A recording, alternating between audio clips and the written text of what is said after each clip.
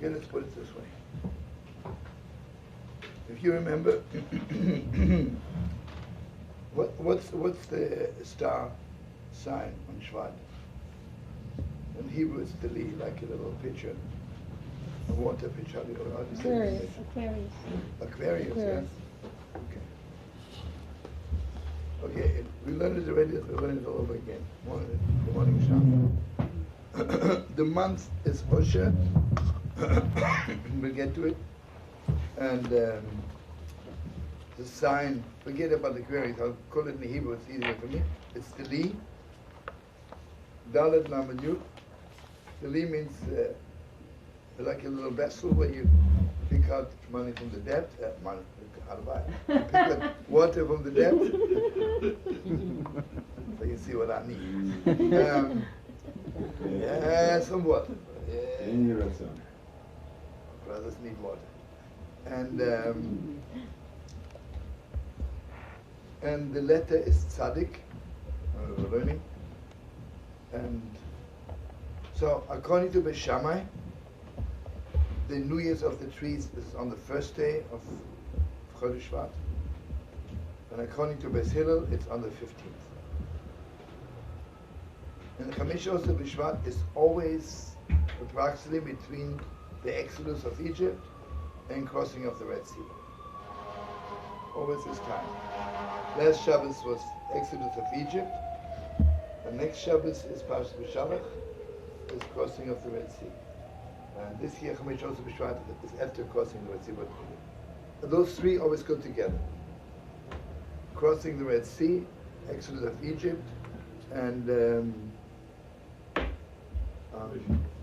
Chamish also B'Shvat, or on the first day of Shvat, or on the 15th day. Okay.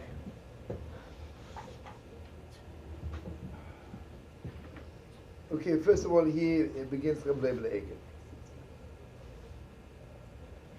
You know, it takes so long until something is sinking in, you know. We learn so many good things, and we know so many good things. You know, I can be in Amshinov to last night, and today it doesn't even exist anymore. Man, what's past Yom Kippur? Yom Kippur, we shuckle away like crazy. And the next morning, we don't even remember that yesterday was Yom Kippur. Remember I told you this Yehudah was standing next to me, Yom Kippur was shuckling like a hairy mamash. And Yom Kippur was finished. I remember that year, my father was down in Leibele, 7:22. And suddenly, 10 after 7, he's taking off his towels. After such a downing, I say, you cannot, 12 more minutes. He says, I can't. He says, my wife is serving dinner at 7:30. What do you make up such a person? I'm sure Levi Yitzchak would have said something good about him, but forgetting about Levi Yitzchak for 1 second. Not to be believed, right? So what will happen if we were 5 minutes late? But what kind of a yent is his wife, right? But for him, 12 minutes, you cannot stand in shul longer. Nothing, right? You see, what's the saddest thing in the world is, there's an expression by Chassidus, Lo poga, lo noga. It didn't touch, and it didn't enter. So the Gemara says, when you put a seed in the earth, you know, just listen to this. If I put a little seed on the earth, on top of the earth, will it grow now? It has to be inside. And it has to be completely covered with earth. Completely covered with earth. So at the same, when it comes to something, if I want to grow in Yiddishkeit, if I put on top of me all those teachings, like in the Information Bureau, I know one more torah, I know one more torah, nothing will grow of it. It has to be inside. The Gemara says it takes 45 days for a seed to take hold of the earth. It means the seed has to lie there for 45 days until it gets like part of the earth and begins to grow. So this is most beautiful. From Chamish also B'Shvat till the first day of Nisan, is 45 days. So you see, in order that we should really go out of Egypt, it's Mama start growing. Because what's an exile? I'm not growing. I'm cute and sweet, but I'm always a standby. What's an exile Jew? You go to all those big shuls, they begin davening the same way 10 years ago, exactly 8:30, and they know now that 10 years from now, 12:23, they'll be finished with Muslim. Not growing, because it doesn't go in. So Chamish Oseh B'Shvat, it takes 45 days. So Chamish Oseh B'Shvat it begins when the process of exodus of Egypt begins. Means it gets mamish by putting it into the earth. It's Rosh Hashanah Livonos, and hope will grow.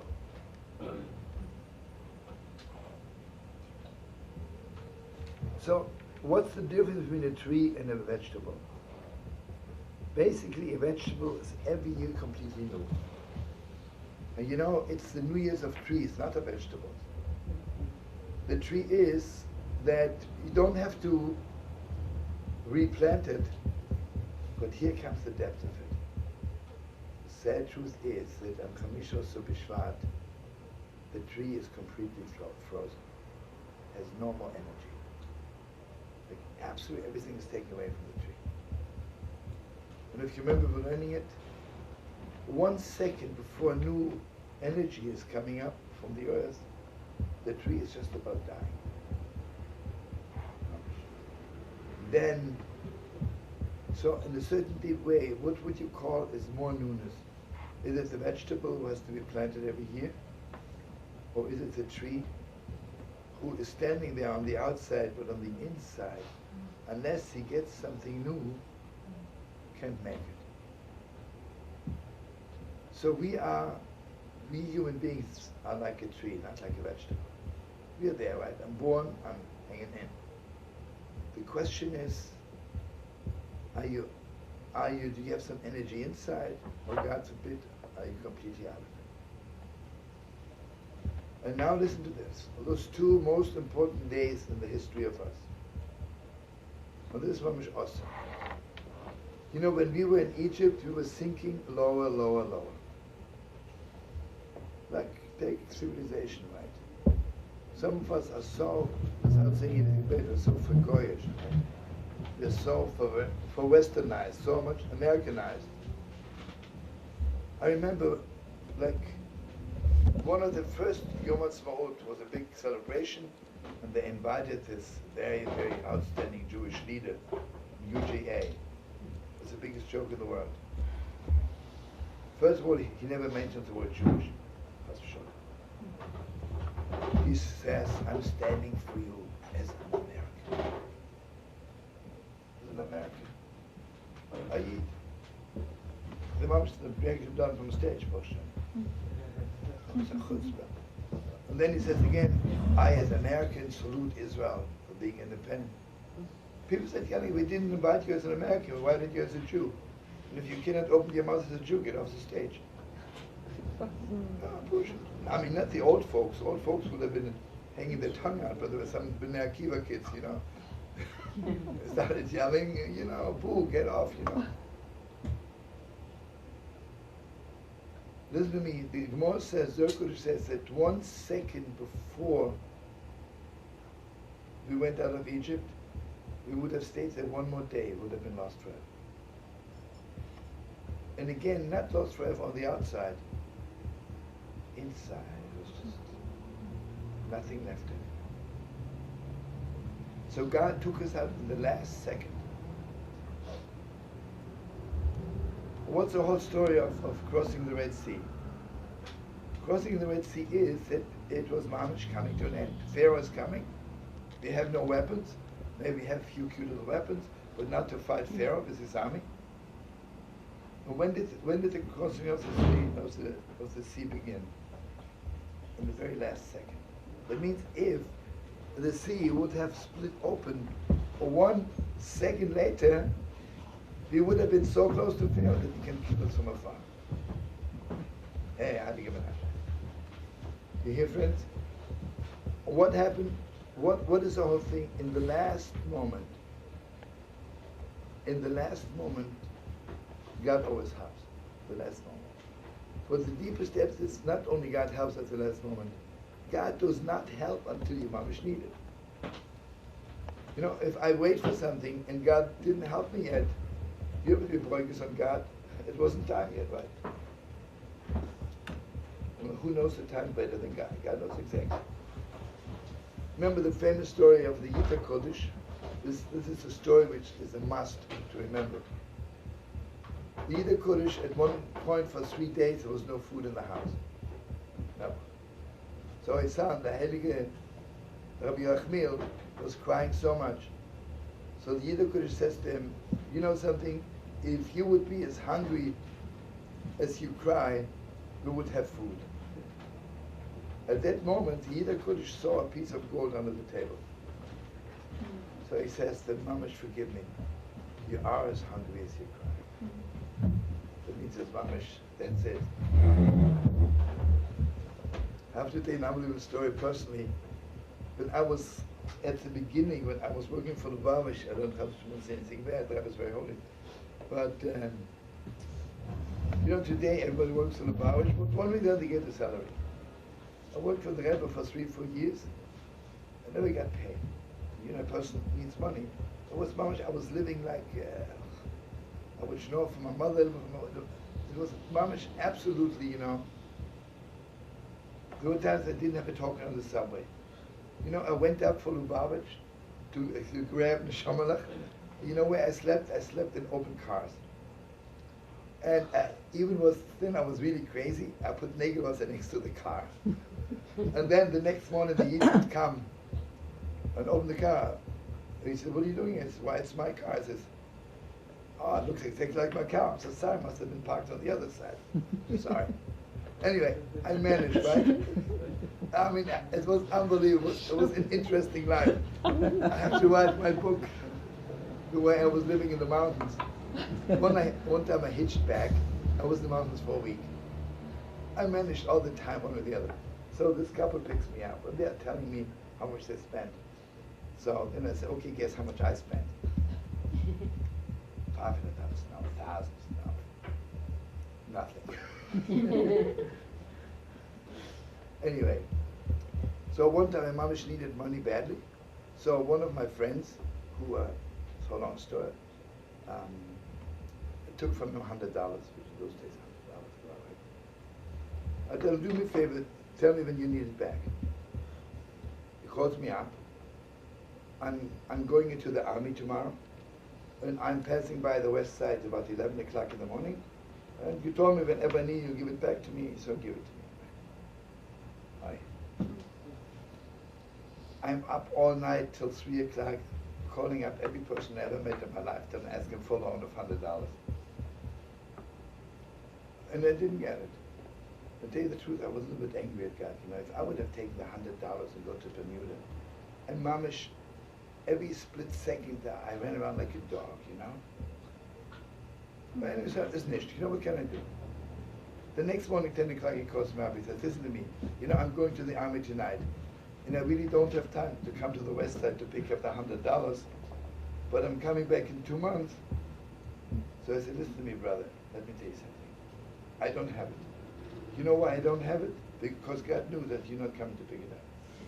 So next time when you want me to pay you, make sure that you really come, because otherwise I won't have it. And I don't waste my time. It's mamish gewalt, you know. I'll tell you an unbelievable story which happened to me also.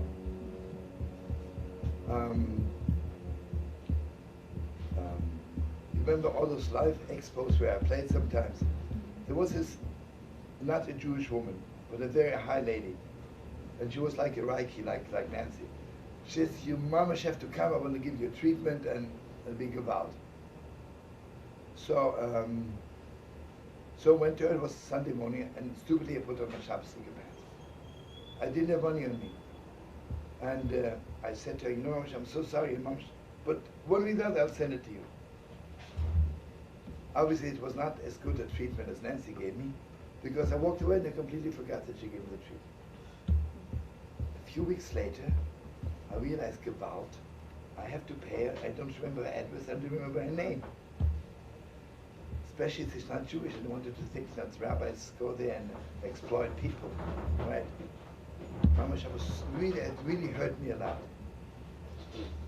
Listen to this unbelievable thing. 3 years later, I'm coming out from Famous on 72nd Street, and there she is.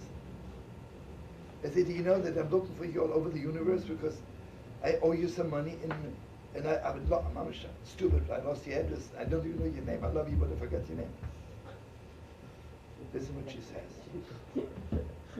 Do you know something she says? There is one God. You know, last night I was robbed. I don't have a single penny in my pocket. And here I'm walking up and down for 2 hours, 72nd Street, looking if there's somebody I know whom I could ask for money. Isn't that unbelievable? So the Rebbe Shem, 2 years before, made me forget her address, her name, and I meet her when she mamish needs it. It's unbelievable. So in the deepest depths, you know, the exodus of Egypt and crossing the Red Sea, besides all the miracles, what's Chamish also Shevat all about? That whenever you think you're at the end, this is when it happened. And now, gotta go one step higher. It says, V'chamushim ola, and the Yidden came out of Egypt. The way it's said, Chamushim, they had weapons. But Zoar says, V'chamushim, you know, Pharaoh, if God would have waited one more second, it would have been sinking into the 50th gate of unholiness. You know, the 50th gate is that it's forever. You know, I can be very holy, and I can even be on the 49th gate of holiness, but the next day I can still forget it. It didn't sink in that deep, right? The 50th gate is like, that's it, you're lost, right? But the 50th gate is on the level that you don't have choice anymore. Okay, you know, let's say, for instance, everybody in their own little way. Maybe when it comes to Shabbos, I'm in the 50th gate, Hashem. I could never stop keeping Shabbos, right? When it comes to getting angry, I might be maybe not even on the first gate yet, you know? You know, it depends on this thing, you know? And sometimes maybe one day God will help us, we'll be so strong, we'll enter the 50th gate of not being angry, so we won't get angry anymore. You know, all the big rabbis wiped out anger from their heart. So Ramushim Olim Yisrael means, since Pharaoh wanted to push us down into the 50th gate of unholiness, the reward was that Mamash, when we crossed the Red Sea, it was forever. It was forever. You see, what were we afraid when Pharaoh came? We thought that the exodus of Egypt is over. It was just for 3 days and that's it. So we were so afraid of Pharaoh, right? When the Egyptians drowned, what happened to us? We realized God gave us freedom forever. And here I want you to know something very deep. When we came out of Egypt, we didn't have the idea yet that Mashiach is coming. That one day there'll be the redemption of the world. When we cross the Red Sea, we say, Ad Yeva Amcha Hashem, until we get there, right? Mikdash Hashem Kohen Yehudah, which is the third with a Mikdash which should be built by God. You know, there are 3 holy temples. The first 2 were built by us, human beings, and the third, the Mashiach's come, it'll be just built by God. Means we'll open our eyes and it'll be there. And this is the 50th gate. Now, we know we are doomed forever. Listen to this. Haman wanted to hang up Mordechai Yasu Eitz Kevoya Chamishim Amot. Right? He wanted to hang him up on the tree, which is 15 feet high, right? You know what he wanted? He wanted to drag the Jews down to the 50th gate of unholiness. But what is the most unholy thing in the world? When you look to you, it's so high, right? how does Christianity come to the world and all this called so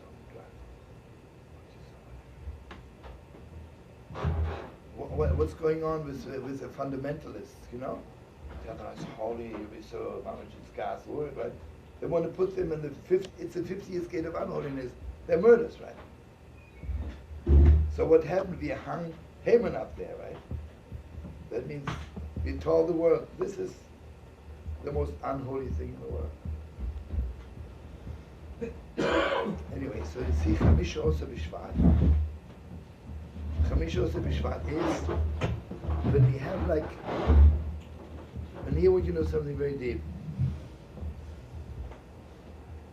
There is something so deep inside of us which is deeper than growing. It is deeper than growing.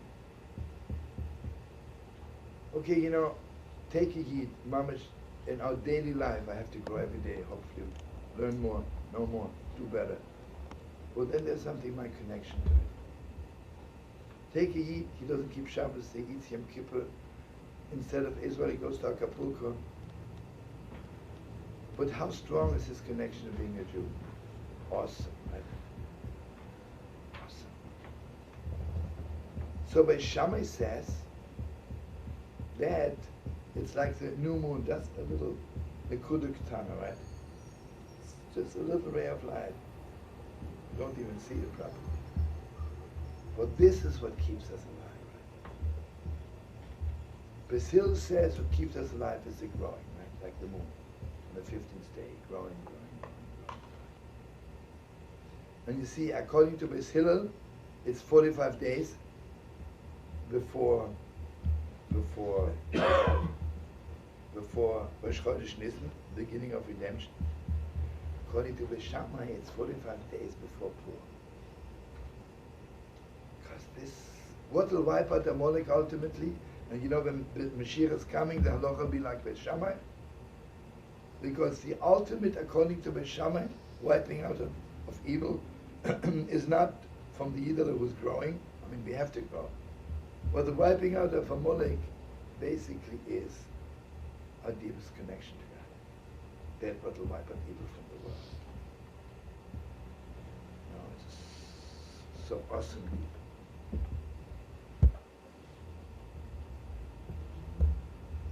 So Leibele says that the holiday of Chamush Bishvat is to give us strength never to give up. And then he says, and also you have to know, when God sees that you're mamish at the end, you have to know that new energy will come up from the deepest ground in the world. It's unbelievable torah.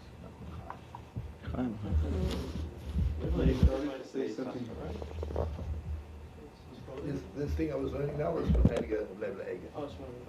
So we start to say something that's deeper than growing, that's what connection is, he says? Yeah, you know, like for instance, take the Amsterdam Rebbe is growing every second in Yiddishkeit. And then take his counterpart, a Yid, who never keeps Shabbos. How come he's still a Yid? And especially since he doesn't keep anything, so how come he's still a Yid, right? This must be the strongest, the most atomic explosion in the world, right? So he says, the question is always, who is wiping out evil in the world, right, eventually? The Seal says, before Mashiach is coming, in our daily life, unless you're growing, nothing will happen. According to Beis Shammai, because the Mashiach is coming, remember the Torah from the Pshischa, it's unbelievable. It says, Oz Yimol is Chayk Pina, but Mashiach is coming, we'll be laughing. He says, why will we be laughing? Some of you remember the Torah? I think Tzvi remembers it. No, maybe, did I tell that in Morocco to the people? Yeah, I think I did. Because I was sitting there, all of us were sitting there, like they're the biggest Jews in the world. The Pshischa says like this, the Mashiach is coming, so it'll be this big reception, Rabbi Schaefer on one side, Josh on the other side, and Lily will take care of Mrs. Messiah Norman, and Charlotte in case she needs a therapist, right? and Nancy in case he needs a little bit of a treatment after sitting on the donkey for 2,000 years, right? Anyway, so then there'll be the head table, all the big rabbis, and the Jewish leaders, the night Jewish appeal, Hadassah women, you know, and all those top people sit at the head table, and Moshiach sit at the back. And then the MC will say, Mr. Messiah. Should I call you Rabbi Messiah? Okay.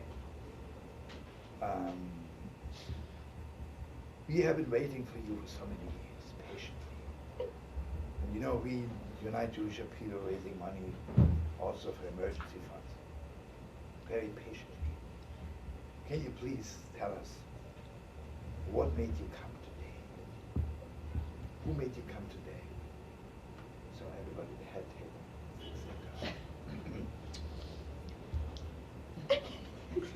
It's obvious I brought him, right? But I'll wait till Mashiach's coming out. So all the people, all the Jewish leaders, all the rabbis sit there. Then at the end of the table, Yid, Moshe the Schneider, right? The Mashiach would get up and walk up to Moshe the Schneider. And he would say, you want to know who brought me? Moshe the Taylor brought me. Then go up and we start laughing. It would be hilarious.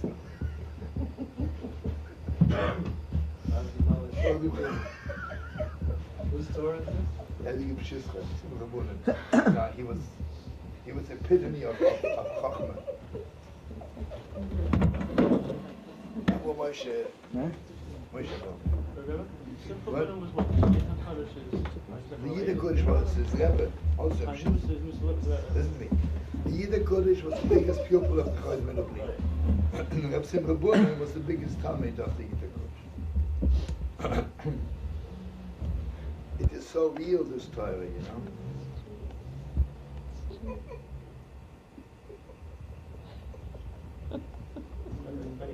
Sandy decided already to sit at the last table. This is where the action is.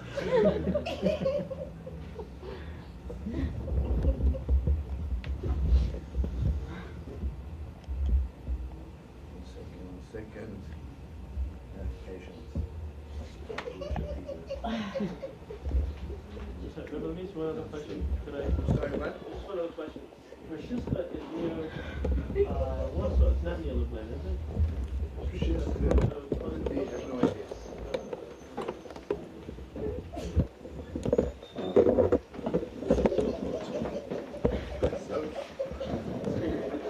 Sandy can't get over the joke. Sandy, tell us a joke again as you understand. I want to advise you. I do want to know. Come on, try it. Trust me. Maybe the Yid Kodesh only said the whole joke because of Sandy, you know? I think so. Yes, I do. To be true, yeah. Look at you.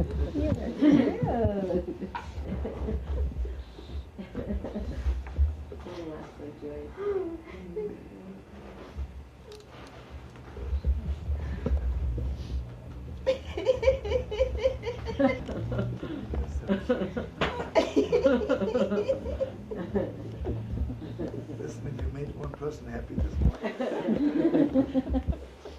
My shoulder.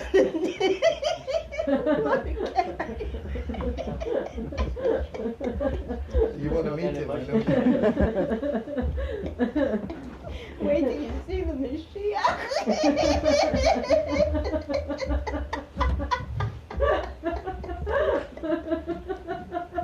You won't believe your eyes.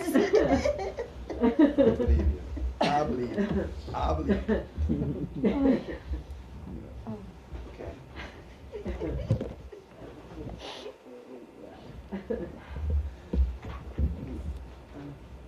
Okay, now. This is awesome. The deepest question in the world is, on which day was it that Eliezer met Rivka?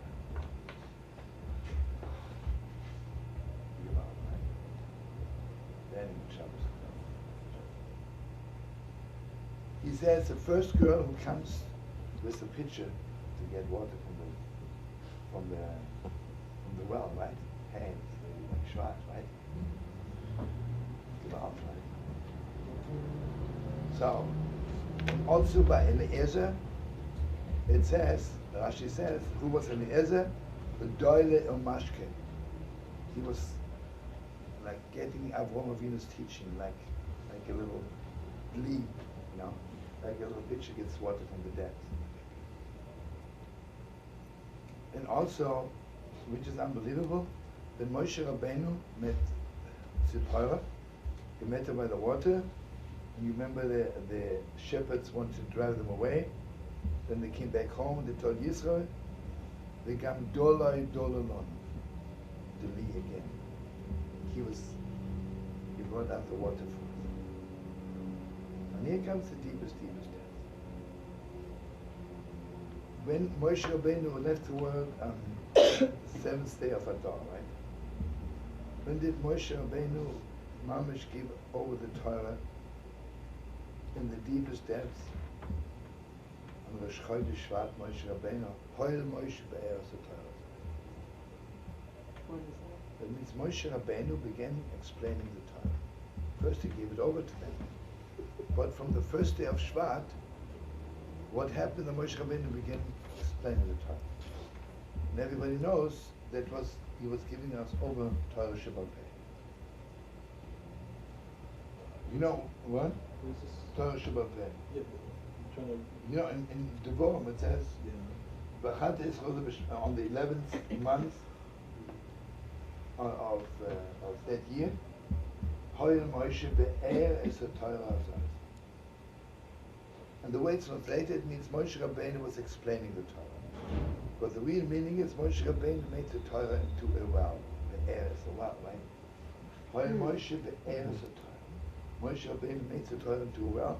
It was being called a little picture. And get out from the depths.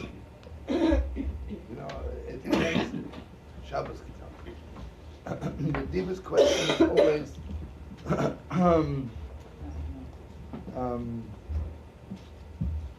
how big is your vessel and how deep are you going? Some people have a little vessel and they go on the first drop of water they're happy with. And some mamish,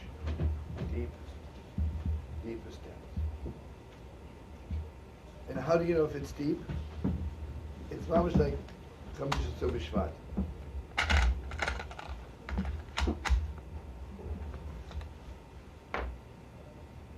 If you learn something and you understand it right away, then you 100% don't understand it. That means because you didn't dig. If you learn something and you mamish know you don't know it, and it's mamish dark, right? And the more dark it is, the more deeper you get. And then when you get to it, basically what's a well? It's very deep, right? It's dark. You have to go through a lot of darkness till you get to the depths, and then you bring out the water. So this month the muzzle is Li, that means what's shining in heaven is telling everyone, get your vessels ready. Get your vessels ready, mamish, to dig into the deepest depths. Deepest depths.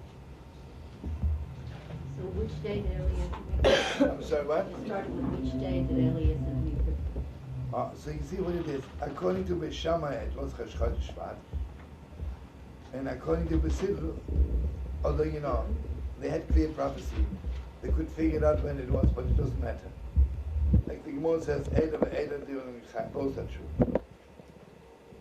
See what it is. Listen to this deepest depth. What is Torah Shebaal Peh? Torah Shebaal Peh is what our holy rabbis teach us, and what I can also add myself. Everything. When God says to Avraham, sacrifice your only son, this is Torah Shebaal God told him. But that Yitzchak listened to Avraham, this is Torah Shebaal Peh, right? He listens to his rabbi. So this is already. So Eliezer knew, I need a woman who's on the level of Torah Shebaal Peh. So listen to this. Eliezer says to her, give me a glass of water. This is Torah Shebaal. She adding, I want to also give water to your camels. This is Torah Shebaal. God says to Eliezer, get me a wife for my son, the torah son. This is the word. And Eliezer making up this whole thing, that the girl who will ask for a glass of water and she'll say, I want to give water to your camels. This is already his own relation. You see, from Yitzchak, he knew that the woman who marries Yitzchak will be the mother of Yaakov. And from Yaakov begins Mamish, the Jewish nation. See, Avraham is our father, Yitzchak our father, but the Jewish nation begins with Yaakov. Because, you know, Avraham, Yishmael fell off, Esau fell off. From Yaakov Avinu, when we were learning it, you can be the Pope in Rome, you're still a Jew. You know, like, I always tell you, I'm calling out Moshe Feinstein, and I say, here's the Pope from Rome. Want you to know, I forgot the other Yehudah while I was benching to his Rosh Chodesh. So he says, okay, on Rosh Chodesh you don't have to have a Suda. But he says, Adam and Mincha, I forgot the other Yehudah. So he says, you have to say Shemona Esrei again. I would say, Moshe, did you hear what I'm saying? I'm the Pope in Rome. He says, so what? You're a Jew like every other Jew. That means from Yaakov Avinu on, you can't stop. You can't stop. And if you remember, when we crossed the Red Sea, who walked in front of us? 3 people walked in front of us. First of all, Yaakov Avinu, because by Yiboka Hayom, and the ocean split is the same letters like Yaakov. Yud Beis Kuf Ayin, Yaakov. Yaakov split.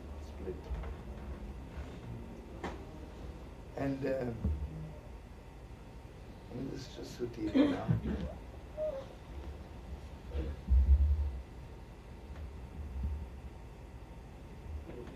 I'm sorry, what? Oh, Yosef HaTzadik. Okay, actually both Mashiach, Yosef HaTzadik, and Nachshon Noda is Mashiach from David.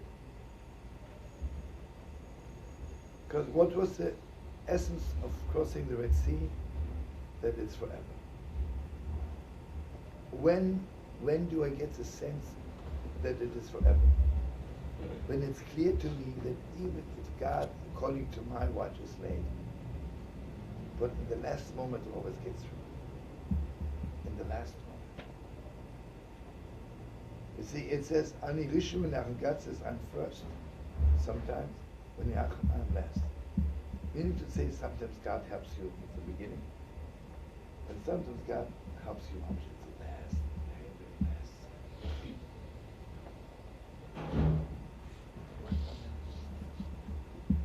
Because God knows when you need it.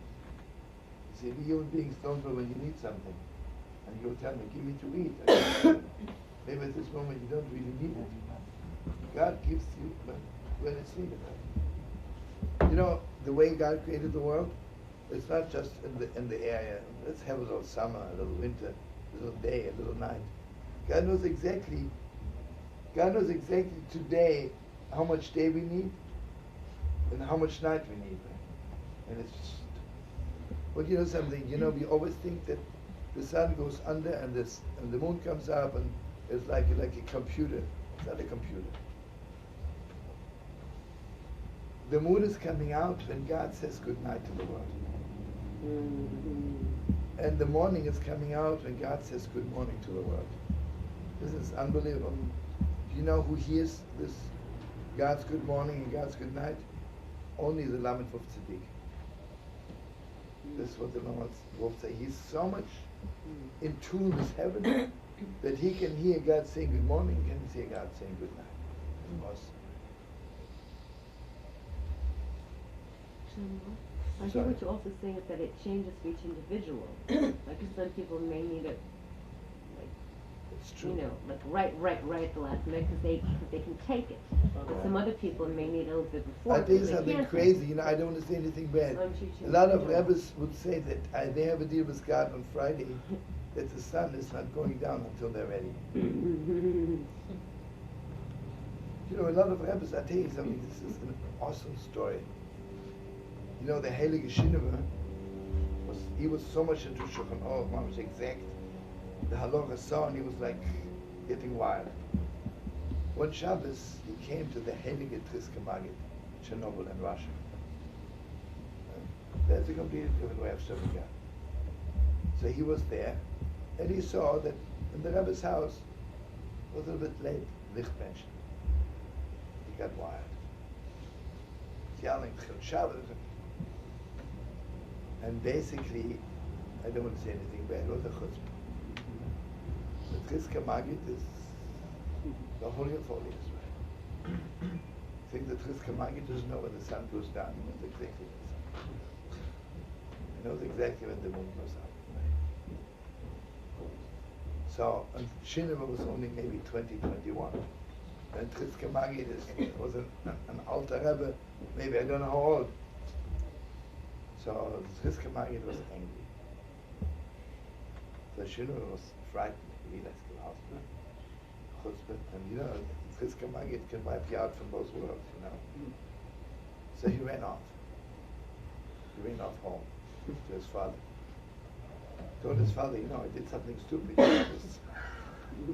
I'm so much into Shulchan Aruch, and Triske Magid, according to me, it was late, and I started yelling. The Heilige Son, son is so oh.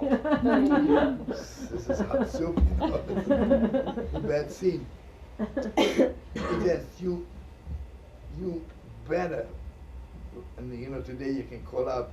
In those days, even the letter was heavy, you know, because Senate was a stagecoach and it was getting. You have to look for a person who's mamish going there. So the Shevet began writing him a letter immediately.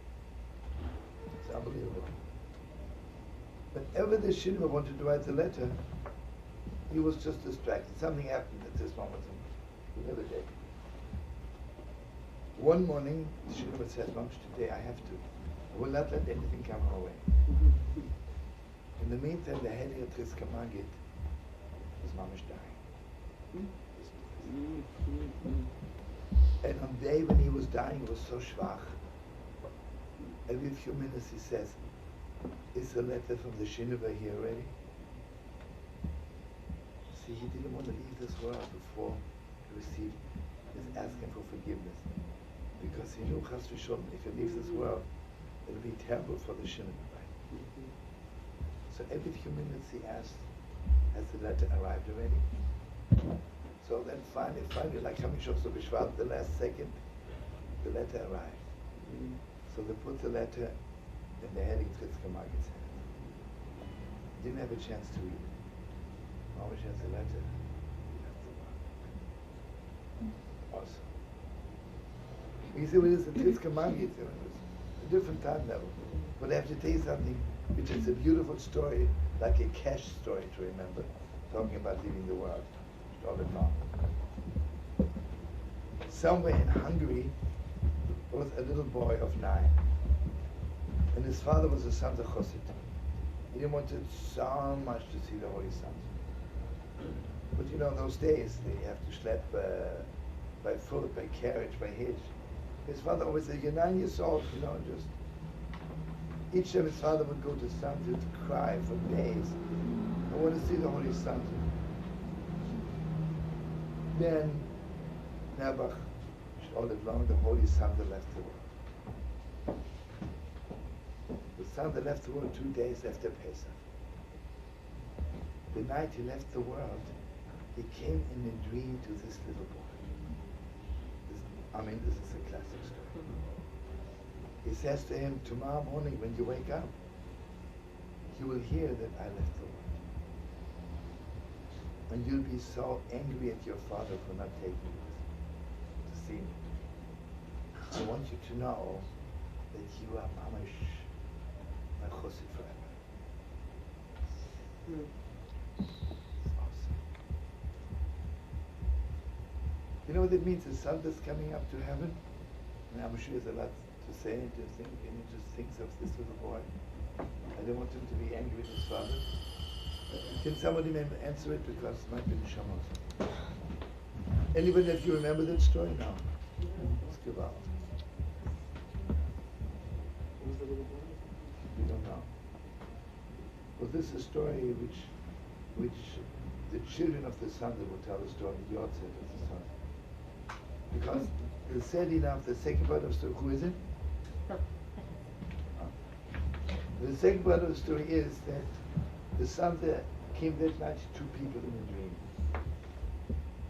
But this little boy, and the Santa told him that I'm leaving the world, and the second person who came in a dream, I don't remember what it was, but I'm sure it was.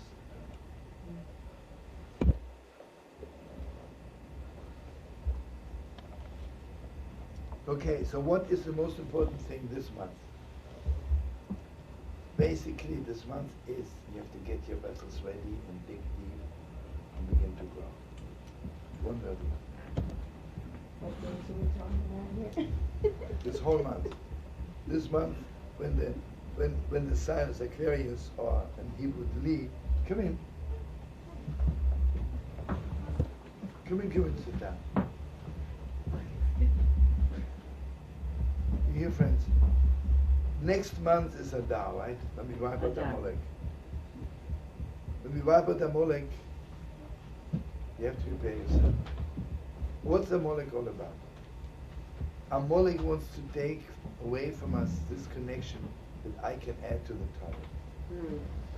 Amalek says, you know, God gave you the Torah, so take it or leave it, do it or don't do it. But it's not part of your being. You know, what does it mean I add? If I learn something and have nothing to add, it means it didn't sink in, right? I can just chew it up. Then I add something. Mamish. You know, who are the great rabbis? How come they can add so much? Some people learn 10,000 years, don't have a word to say. Because it didn't get so deep. When it gets really deep, you know, sometimes you hear on a Shabbos, you know, all over the world, you hear rabbis speaking. The Torah is so cheap and so flat and so shallow. Why? Because the Pasha didn't sink in, right? Well, nothing to say, right? And sometimes by the rabbis, you know, deeper steps, right? Like Ishmael is so deep, it's like every word of the Torah was sinking in into the deepest depths of their being. So what they brought out was their little to me, you know. And listen to this deeper steps. Yaakov says, Yaakov was sitting in two tents. One tent was Torah Shabbat. One tent was Torah Shabbat. Why was what's the difference? Why did Yaakov stay with Yiddishkeit when Esav fell off? Esav never added anything. He had a good head and remembered every word his father taught him, right? He knew every word Yitzchak said, but what about you? What do you say? What do you say? You know, I mean, anybody who had ever the privilege of learning Gemara, you know, Torah Shabbat, everything is, don't tell me what somebody else say. Let's see what you say. And this is awesome. And it's unbelievable, you know, take all the Rosh Yeshivas, all those great rabbis we had in the last 1,000 years, you know. The way everybody is saying, that everybody is adding, like, not to be believed, right? Let's take a Masech Nevuah Metzia. Has 119 pages, right? Do you know how much was added in the last 1,000 years to the Masech? Thousands of straw. Thousands. Thousands of straw. Awesome. When you think they stop, there's no stopping. Every day this one was strong coming out. I just walked into it. It was last time there on Nevuah Metzia. Before you look around, something in new form, and everybody digging, bringing out deeper.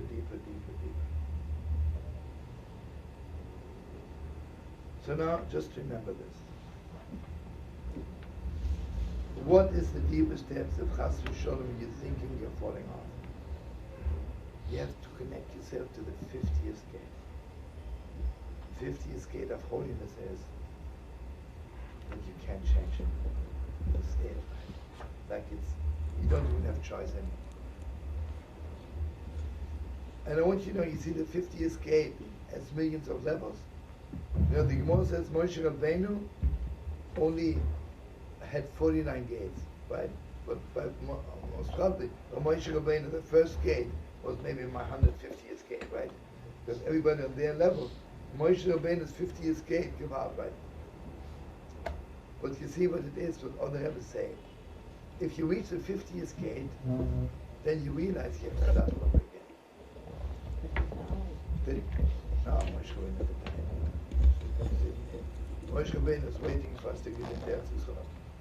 See, Moshe Rabbeinu said to God, I took them out to bring them to Israel. And until the mamish go in, I can't go in. So Moshe Rabbeinu is mamish sitting there. So Moshe Rabbeinu is not there. A little cemetery and there, a little tombstone, he lies, Rabbi Moshe. And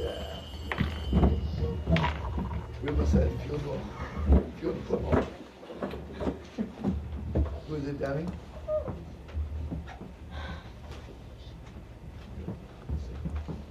There are moments when every Jew is in the 50th gate.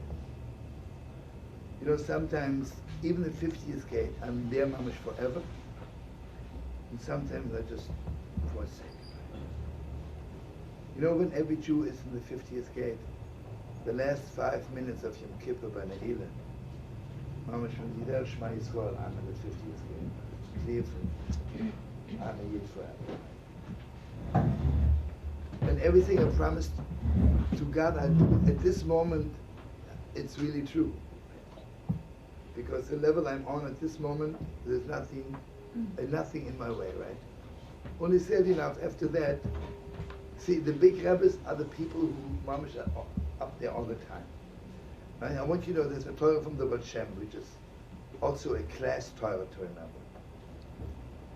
The Gemara says, if Yidden would keep 2 Shabbases, Mashiach would come. So the Baal Shem says, when 2 Shabbases, we have been keeping thousands of Shabbases. So he says something so beautiful. Every Shabbos we keep is always the first Shabbos. Because what we got last Shabbos, we lost during the week, right? So every Shabbos we're keeping is the first Shabbos. It's Gewalt, right? If you would keep 2 Shabbos, it means you would keep the holiness of last Shabbos, and then next Shabbos would be Gewalt, in addition to that Shabbos, the Mashiach would come. So you see, Moshe Rabbeinu always keeping the second Shabbos. Like, take Pesach. But it was always the first Pesach, because from last Pesach till today, I was in Egypt 10,000 times, right? And I ate chometz, coming out of my ears. Okay, but regardless, Seder night, I'm also in the 50th gate.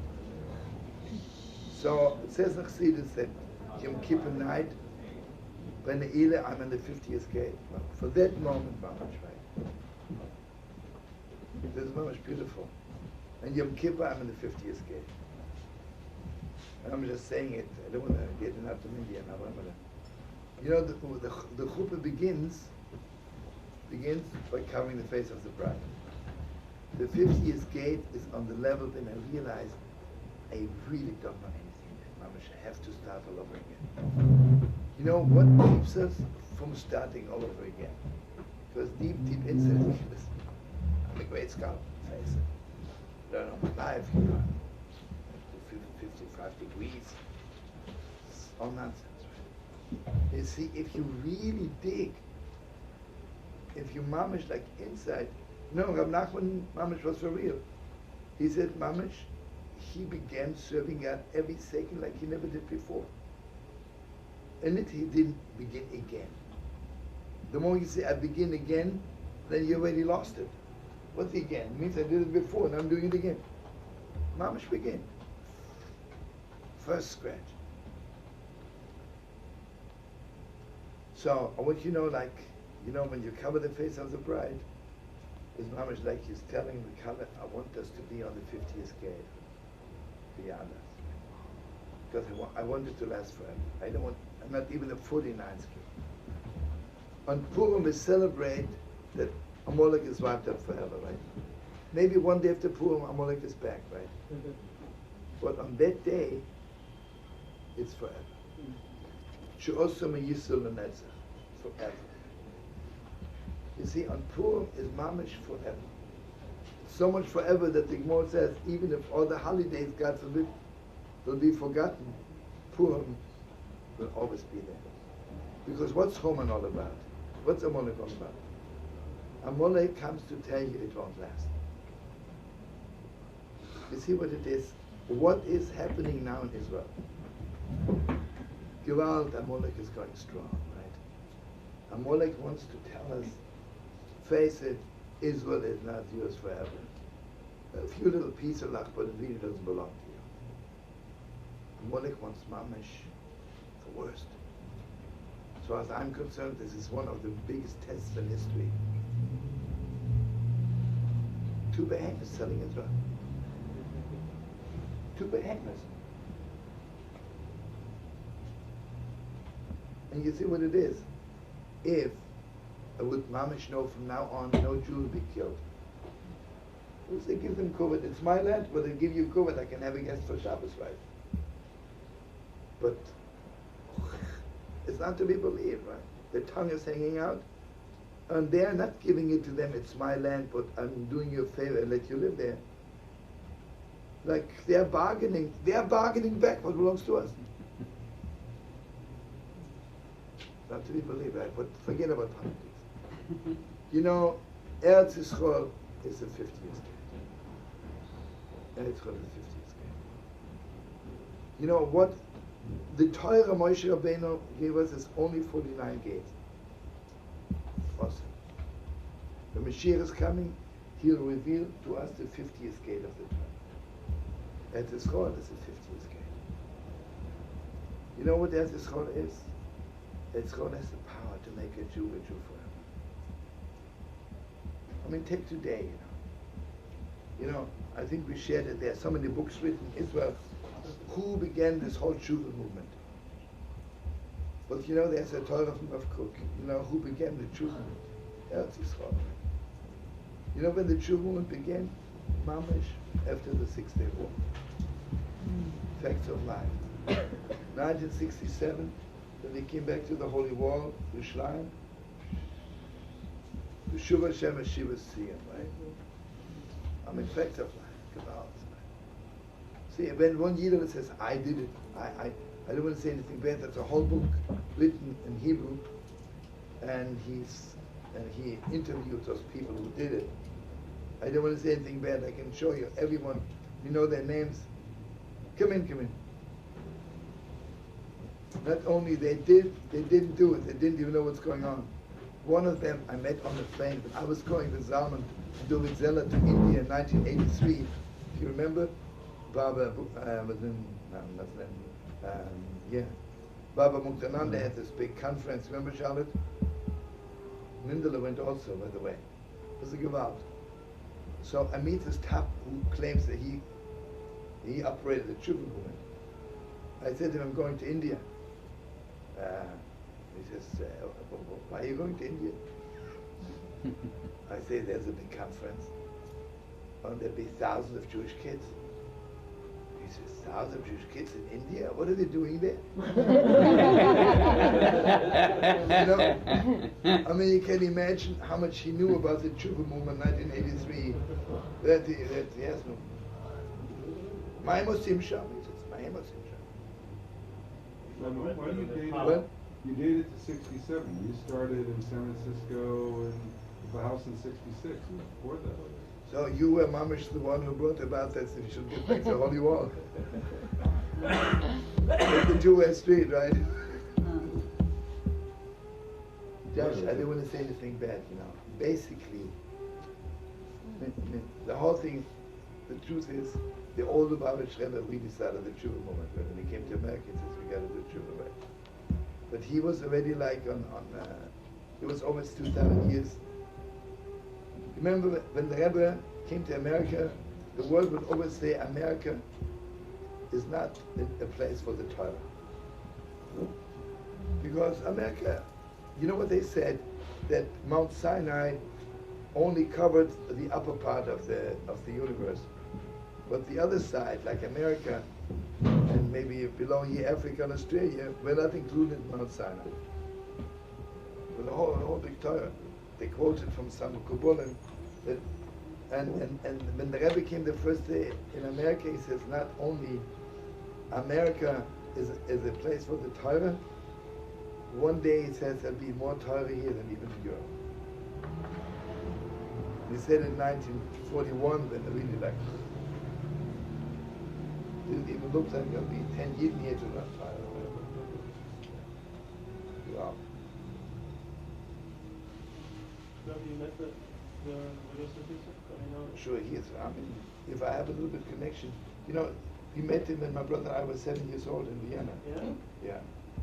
So he told us, it was so sweet. The Rebbe, the present Rebbe was the Gabi, I should have said. The Rebbe was never in the hospital, was very, very sick never. It was the beginning of being paralyzed. And there was a doctor in Vienna who at that time had a new medication. I'm sure Josh knows more, I don't know, against paralysis. He wanted never to cure him, but it didn't work. What? Really crabby. You know, he was paralyzed, his feet were paralyzed. Anyway, so he said to us three things. First of all, he says, you should sleep with a talis cotton, sleep with tzitzis. Second, you should bench from a siddur. And third, he says, sein chassidische Jiden. And seid nicht kein Deutsch in England. Don't be German kid. So then Baruch Hashem, when we were 16 years old, my mother would always say we look like goats because we didn't have a real beard yet, you know, few hair here, few hair here. And my parents would want us to shave. I don't want to say anything bad. But my mother would say, Mama, you look like you. Seht aus wie Ziegen, you know. Anyway, Baruch Hashem, me and my brother, we had to say his name, and we kept the beard. So we walked into the Fiftieth Gate. He says, so far, my brocha, he says, has helped on the outside of you. But now I want the brocha to help you on the inside, the pneumius, you know. I tell you, without bragging, the Fiftieth Gate was corresponding with my father sometimes. So whenever he would writes to my father about your children, in parentheses he would write my children. Wow. Yeah. That's Unbelievable. Anyway. But definitely not those 4 rabbis who were written up in that book, you know. I don't want to mention names. I want to say because Josh knows him.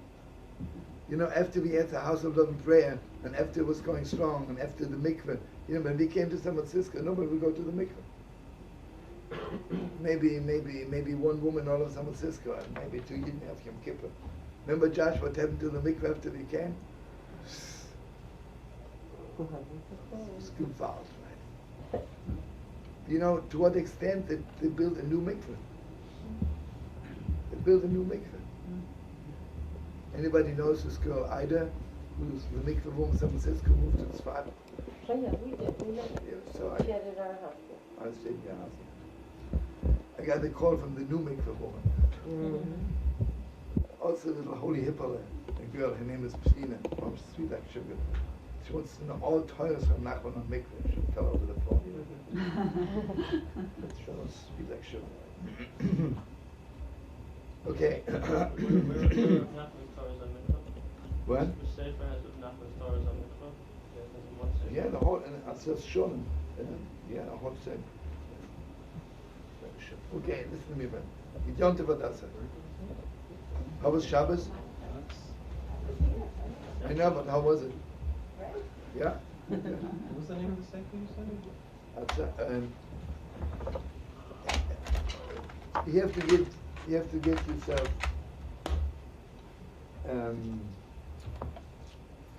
let's see, how's it called? Oitza Hayur. Wait, I'll show you where it is. What? Or the Kuti Eitzes from Shul. The Kuti Eitzes from Shul. It's from Shul. From Rab Nachman, from Rab Nosson, and from the other Rab Nachman. Who is this, Neshomana?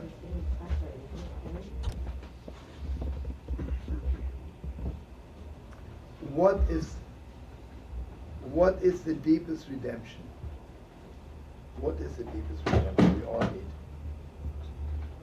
What is it to be an assimilated Jew, or what is it, mamash, not to be an assimilated Jew? An assimilated Jew is somebody who is afraid of the world.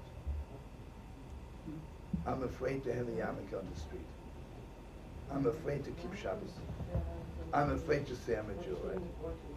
You know, I don't want to say anything bad. He's a big shot. They asked him, are you Jewish? He says, I'm of Hebrew heritage, right? He's afraid to utter the word Jew, right? Hebrew heritage. What's going on there, right? You ashamed to say you're Jew? The deepest steps is, you know, on Yetzias Mitzrayim, we got out of Egypt, from the slavery of Egypt, but we were still afraid of them. You know, I don't know. You know what it is? What did the Germans do to the Yidden? Not only they killed them, they put so much fear on them. Awesome, right? You know, today some people think, why didn't they go against the Nazis? You want to know something? I was a little boy then. When you saw a Nazi walking down the street, you froze. You froze. Imagine if I'm very strong and I have a knife and I can fight a lion. You know why I can't fight a lion? Because when I see a lion coming, I'm freezing. I'm paralyzed, right? Paralyzed. What's Esav doing to us? He wants us to be afraid of the world. Exile. What's a slave? Afraid of his master.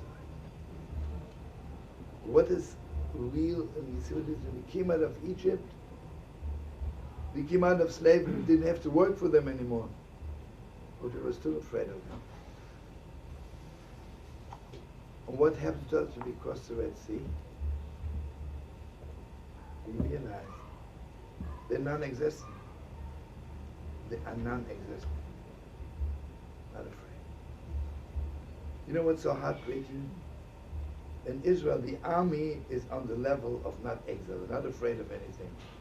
The government is deep in exile. Mamish, in ganzen Mashiach of Torah, they're afraid of every behemoth, anybody who says something, they're already afraid. You know, that sadly enough, right? There's one Jew in Israel who's not afraid of anybody. There's Arik Sharon. He's a good son, right? Arik Sharon. You know, a few years ago he was running for prime minister, and I had the privilege, I tried my best to make propaganda for him. You know, in those days, anybody who made propaganda, they spent thousands of dollars on propaganda, so they made it. Eiger Sharon says, I refuse to take money which we need to help the poor to waste on but becoming president. You know what he did? He had an office, and there was a table and one chair he sat on. And just one more broken chair for visitors. And you know what he was serving? Water. When you walk in to the other, you know, Kota Meir and other one, they had mamish feasts and bacon and lox and cake. And people would just go there and eat and then go shamir and eat, you know. All the poor people that 3 meals a day during the elections, right? To Sharon, nobody went because he was only giving water. But what they eat. I wish Israel would have enough guts, you know. If all of them would stand on their feet and say, you know, we got to make sure on our president, the whole thing would stop in 2 minutes. You know, Sharon, when the Intifada began, Sharon says, what's going on there? I'll stop it in 5 minutes. And he said, I'm not killing anybody. Anybody who throws stones, we take the family, send it back to them. You don't like it, you go somewhere else. That's all. If you would have taken all of them who throw stones, them and the whole family, together the cousins and the bobbers, get out of here, you don't like it. And stupidly, the government, it's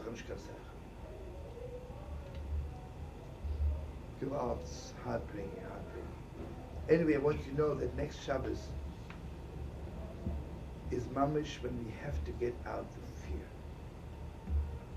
And I want you to know something awesome. The Gemara says there was never a storm on the ocean like that night when we crossed the Red Sea. It was the biggest storm ever in history of the world. Can you imagine Nachshon and Aminadav, the first Jew walking into the ocean? We always think the people in the circus are jumping down and that they have no fear. Nachshon and Aminadav. At that moment there was a voice in heaven. God says, Nachshon, one of your children will be the Messiah. He was not afraid of anything. Take David HaMelech, was 9 years old and he fought Goliath. Goliath was not just a little bit bigger than him, you know, like a Superman. Goliath was mamish. There was nobody could fight him. David HaMelech was 9 years old, maximum. And even before that, when he goes to Shaul says, you want to fight Goliath? He's 9 years old. He says, I fought a lion. You see, David HaMelech is the best shepherd we ever had. Because why did he fight the lion? To protect his sheep. See, David HaMelech is protecting him like nobody in the world. David HaMelech is. So anyway, when we crossed the Red Sea, the first time we had little taste of what Mashiach is all about. What Mashiach is all about, and this is also something very deep. First of all, I'm not afraid of the world. I'm not afraid of the ocean. I'm not even afraid of my own shortcomings. This is the deepest depth. You know what puts the biggest fear on us? My yesterday failures. The Holy Baal Shem Tov says the greatest slave driver in the world is our own yesterdays. Your own what? My own yesterdays. Mamish paralyzing us. I failed so often, I'll fail again. You know, every Yom Kippur, we already like half paralyzed. Amalek comes and says, you promised God last Yom Kippur, you didn't keep it. So what do you think? Don't even go to shul. Right? So, David HaMelech, do you know how David HaMelech conquered Yerushalayim? Yerushalayim was so strong, the Yevusi was living there, you just can't conquer it, that's all. Because it's on the mountain, they're standing up there and they're sending down all the weapons and you can't conquer it. David HaMelech conquered it all by himself. You know, Yerushalayim is the personal possession of David HaMelech. Heilig Yidah. Heilig Yidah. Wow. You want to say a fast Torah on Kriyas Yamsuf? What? You want to say a fast Torah on Kriyas Yamsuf or Yitzias Mitzrayim? Because we have 5 more minutes to learn. Big guest. Oh, hi. Heilig Yisrael. Welcome. Yes, Yamsuf. Oh, why don't Is it in connection I'm sorry, to the what? Chos of a One Kala? second, what? you finish what you're saying? You're right in the middle of it. No, let me finish the sentence. I was so happy to see it. Beautiful. David HaMelech, why is Yerushalayim the city of God? Yerushalayim gives us the strength not to be afraid of anybody. And you see, today we see, they want so much us to be afraid of them, they want to take a little piece of Yerushalayim away from us. They don't want us not to be afraid of them. Not to be afraid. You know the old joke that during the 6-Day War, 2,000 Egyptian soldiers are running like crazy, and the officer says, what happened? And they said, we saw one Israeli soldier. So he says, you mean you're running from one soldier? He says, no, to be exact, it was even 2. You see what it is? The bracha is when God says, I'll take away your fear from them and put it on them. You know what the promise is? What the problem today is? Sadly not.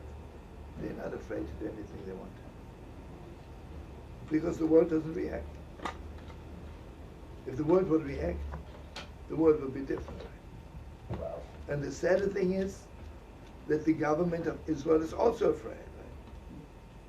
So what we have to do this Shabbos Mamash at Yad Hashem, Mamish, we have to tear out fear from our heart. And I just want to tell you, look, go to Heilige Rabbi Yehudah because it's from Hungary, and the Rebbe of all of Hungary is Sam Sofer. Sam Sofer says, I'm not afraid of God, but I am afraid of somebody who's not afraid of God. No, I'm not afraid of God, I'm standing over for God, but I am afraid of someone who doesn't fear God. Okay, Rabbi Yehudah, later. Okay.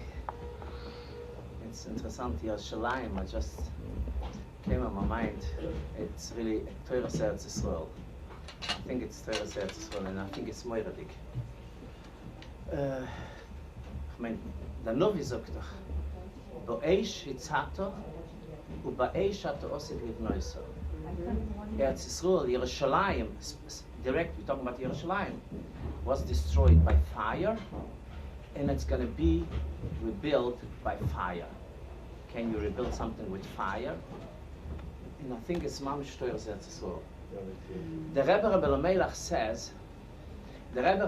says, what's really the difference between a mensch and an animal? Imoisa ha'odom min ha'beima oyin. Oyin, zog the Rebbe Leibele, whatever a person is doing, it's really affecting. It's affecting the person.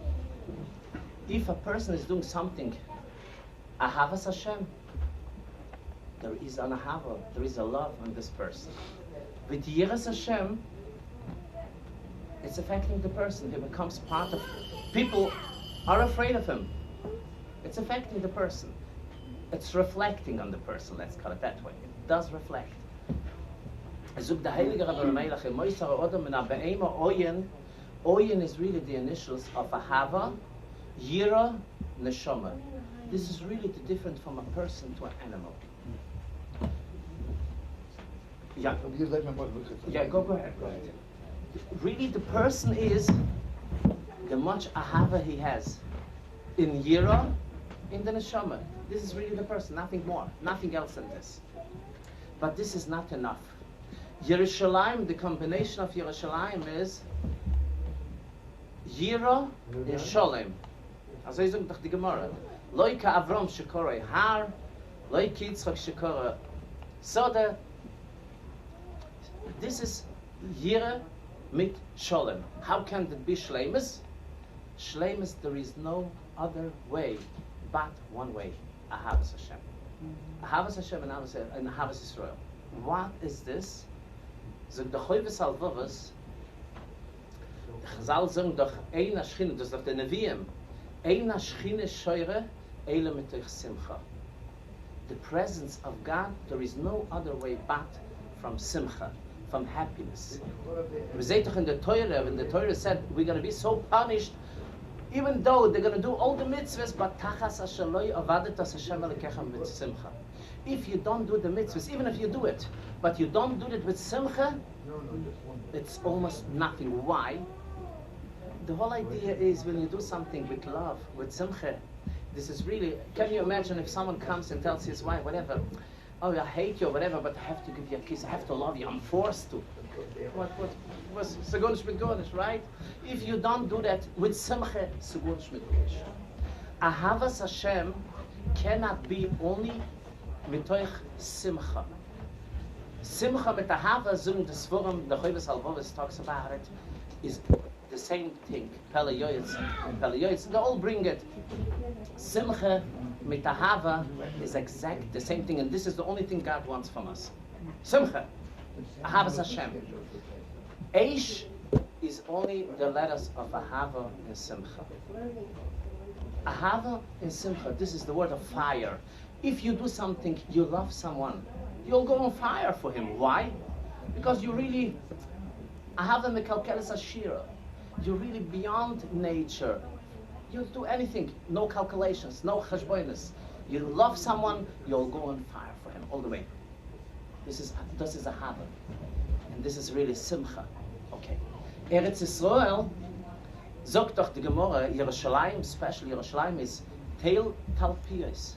This is the center of the world, and we can see it, and we saw it in the past, in we saw it about 2,000 years in generations.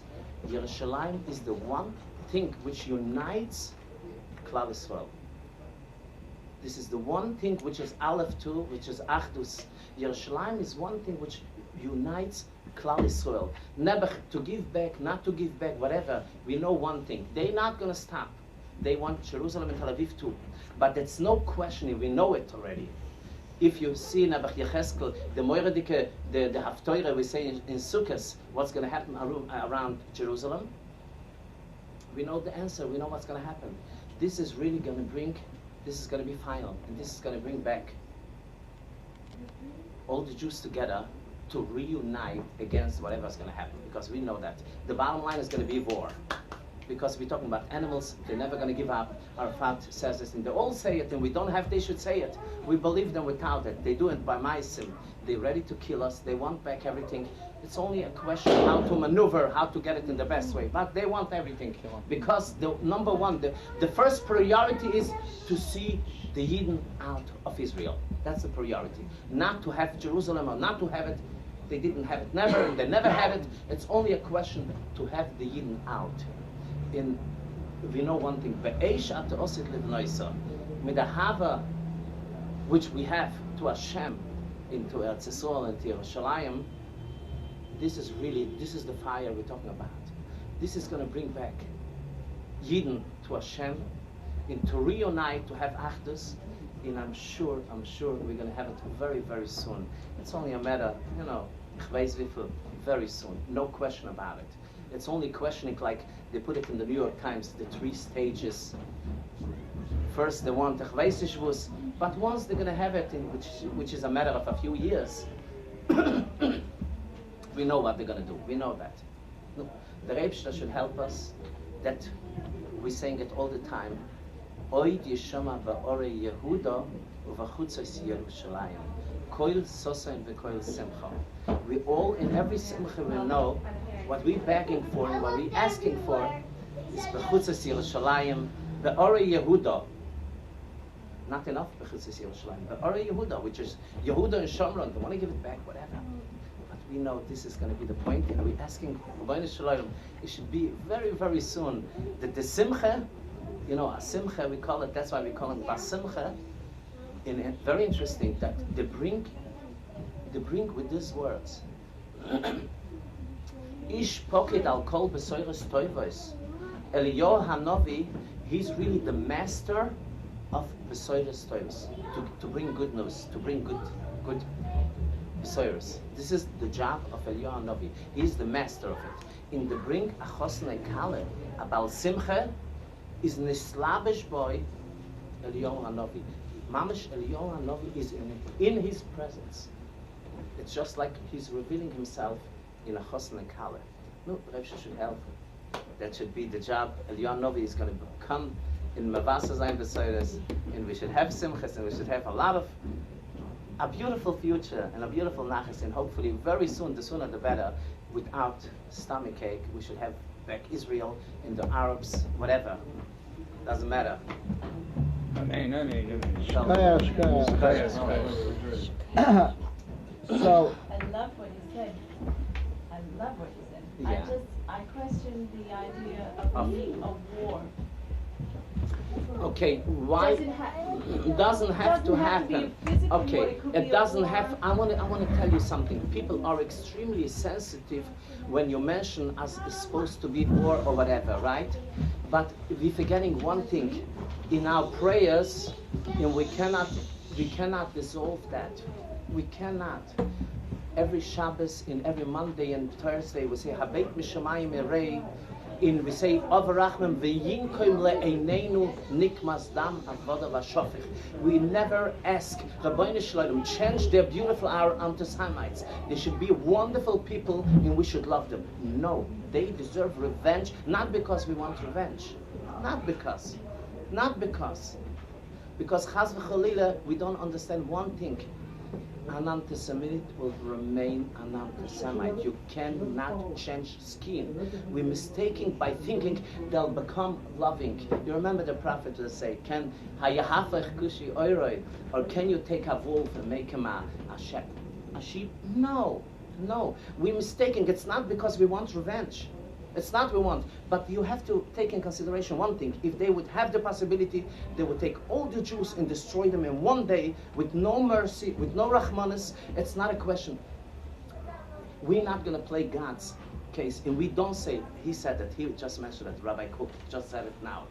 We never ask God, let us take revenge. Never. This belongs purely to God, to Hashem. It's not we want to take revenge, but this is God, what he said, and this is what the prophet says, that God is going to come and take revenge. If we have a question, we don't understand, or we still have to understand a little more about it, but this is definitely God's job, not we. We're only asking God, it should be the right time already, that Jews shouldn't suffer. We have to remember one thing, and like Eli Wiesel told me once, every soldier who's dying, and we have it every single day, for him and his family, and I would say for all of us, it's a Holocaust. This family who lost a beautiful boy, with this girl who lost her prospect or whatever, this is Holocaust, no question about it. It's no such thing to say, oh, it's easy. No, because if I would, that means the whole world is finished for me. For me, is the world finished? In the sooner, the better, because those people have no mercy. If a father was 2 weeks ago, was it how many weeks? A father tried to help one of his workers or his jobbers, and the son killed the father. Now, we're talking about animals that we cannot take in consideration as human. And this is a mistake of the world. They would think that in Bosnia and such places, no such thing as feelings. Now is not time that the innocent people should be a little relieved in these animals, this killers, or the murderers, not killers, the murderers, they should get there and be out of the picture. We cannot change that nature. We can't. It's not a matter we want revenge. No. And we need only Hashem's help, because there's no one who can do anything. Right? Absolutely. It's not we want. No, Chas v'shalom. We're the last one to think that way. Because if you would tell me to do that, I cannot catch a mouse with a fly. How can I do that? Right? Just the opposite. I think we are a very sensitive nation because we went through so much. And Shkoyach. I just want to remind you to the yeshiva, there's a contribution of $15, suggested contribution.